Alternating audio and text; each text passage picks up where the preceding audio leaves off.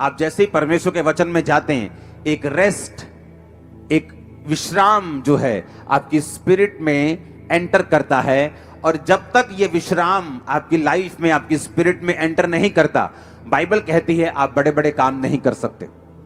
Bible कहती है उस समय के लोग जब पापी थे और अलग अलग तरह के पापों में फंसे हुए थे, तो परमेश्वर ने नूह को चुना।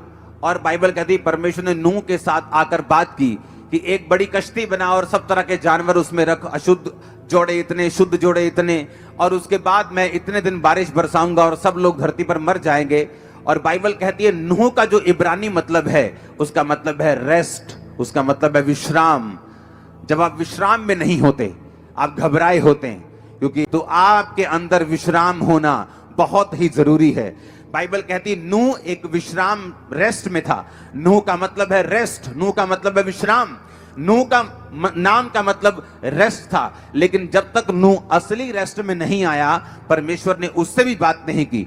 जब नूह खुद रेस्ट में आ गया, अपने नाम का मतलब अपनी जिंदगी में पूरा किया, तो परमेश्वर ने उससे बात की, नूह अब मैं इन लोगों को नाश करने वाला हूं। अब एक बड़ा तूफान आएगा, एक बड़ी बारिश आएगी और सब लोग नाश हो जाएंगे। और परमेश्वर ने उससे बात की जो आत्मिक विश्राम में था।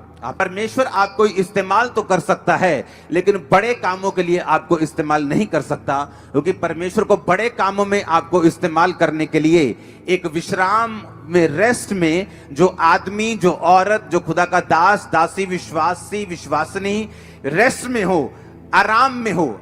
कौन सा आराम? आराम करने का मतलब ये नहीं कि वो सुसमाचार प्रचार ना करे, या काम ना करे, या सेवा ना करे, या प्रेयर ना करे। आराम का मतलब उसके अंदर एक विश्राम का आत्मा है।